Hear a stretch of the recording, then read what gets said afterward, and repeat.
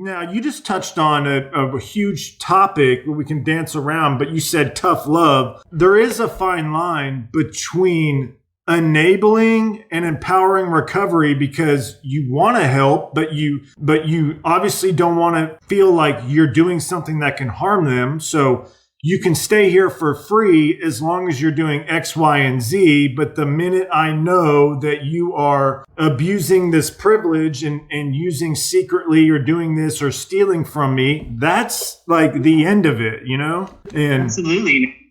There are conditions, you know, and I think early on as addicts, you know, I think recovery starts a little bit before we actually quit. That mindset of recovery comes before, you know, we actually quit, you know, and we keep backsliding that in that way, you know, it hurts more and more. It's almost like getting pummeled down until we submit, you know, until we obey.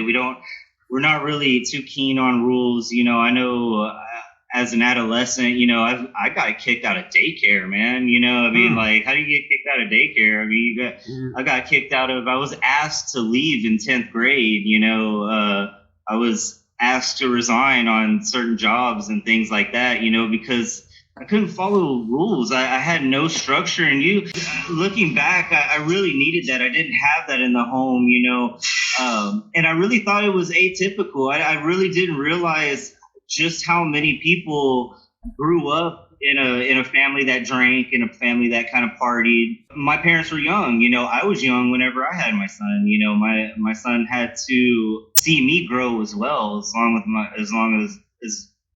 well as my wife. She's been with me for going on 19 years now. Oh, wow, great. And yeah, and you know, I lost that for a little bit. You know, about 3 years. It took a lot of work. I had a laundry list of things to do, you know, because that's that conditional love, you know, like we were talking about in the beginning. You know, these people, the people in your life, you can only cut them so many times. You can only hurt them so much, you know. And as much as we like to think that unconditional love is warranted by your parents and such, I mean, man, they have to, you know, at some point. And 50% of millennials are living at home with their parents. That's the average age of millennials are 50% of the admissions to drug alcohol treatment center. They're all moving home. They're staying with their family. They have nowhere to go. We're going to have to learn to work together. So, I mean, I actually built the parents course on my website. It's a online course to help with this, put a monitoring system in the home and implement structured and house rules to guide a pathway to empowerment, to have some sort of objective standards. Yeah. All the way down to making your bed, you know what I mean? And it sounds so cliche. You know, I'm certain people that have been in recovery or have been in any kind of treatment facility have heard the thing about making your bed. But man, you know, walking away and stopping yourself, turning around and making that bed. When you find yourself doing that, like whenever you find yourself picking up your cigarette butts, you know, actually finishing the dishes, you know, I don't know how many times in the process, in the activity of doing that, I want to quit. I just want to put it down. I want to walk away. You know what I mean? But you begin to force yourself to complete these small daily tasks. You know what I mean? You do your laundry, you go ahead and fold it, and then you put it up rather than leaving it in the laundry basket. It's you know the what I mean? whole thing, dude, the follow through. And when you said picking up your cigarette butts, I remember when I wanted to cut back on cigarettes and transition to vape, but I hadn't really officially done yet.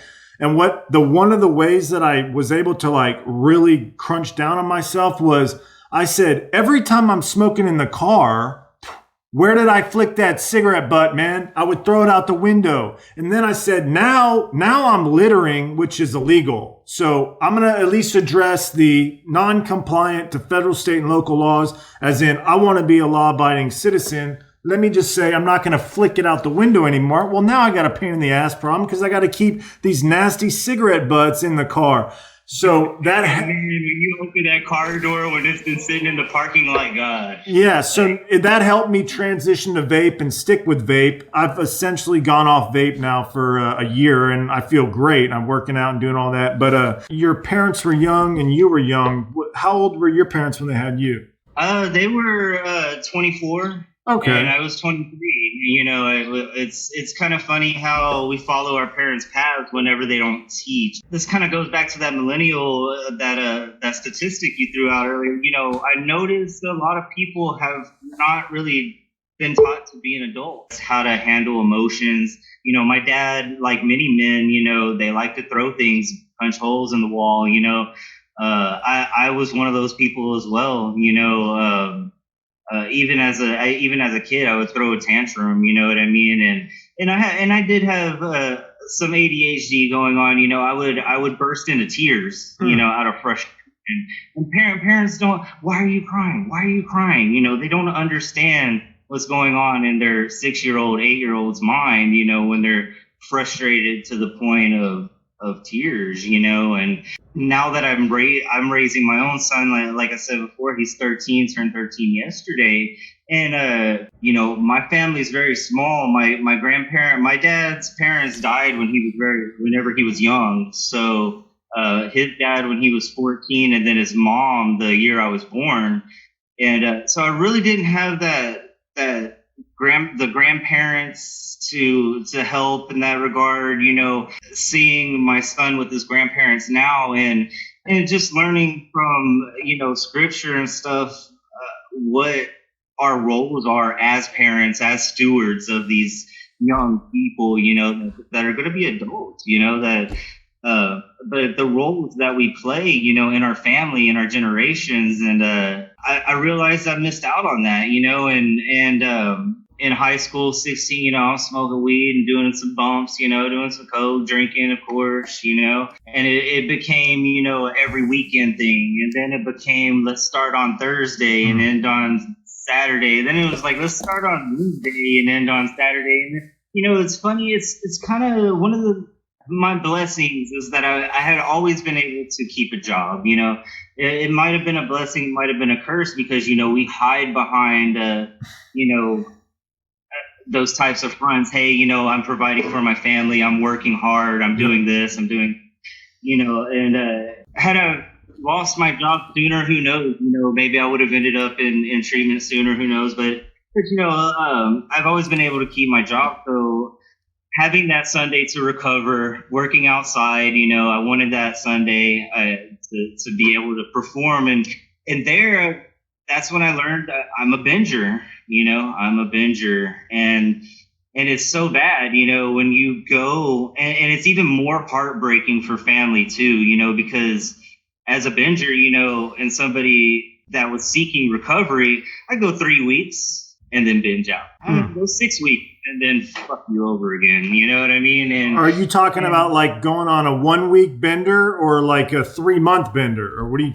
No, I was always in that block of time that I shared with you just before,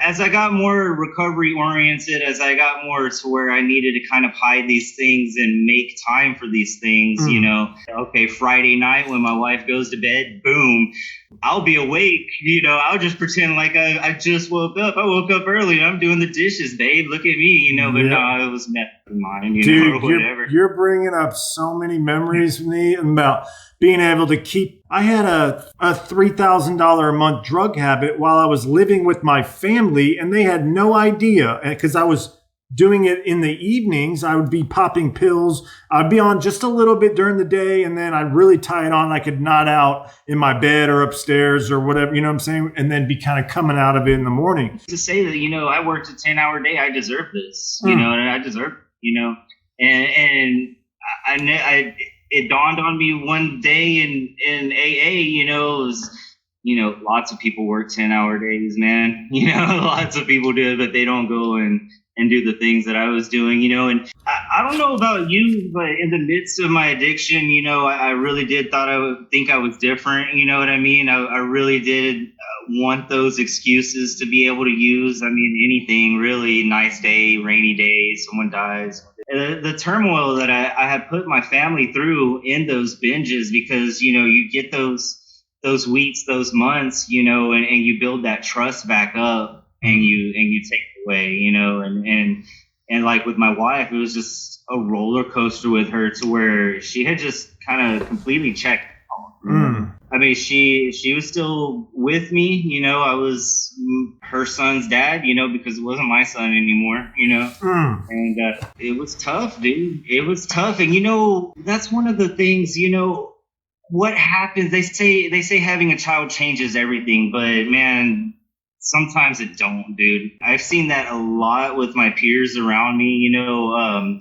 I come from the east side of town, you know, and dropping out at 10th grade is not an unusual thing. You know what I mean? Starting to do drugs in middle school is not an abnormal thing. You know what I mean? It's just prevalent. You know, our parents still do drugs. You know what I mean? And 9 years old when I was playing house, I mean, I was just exposed to things very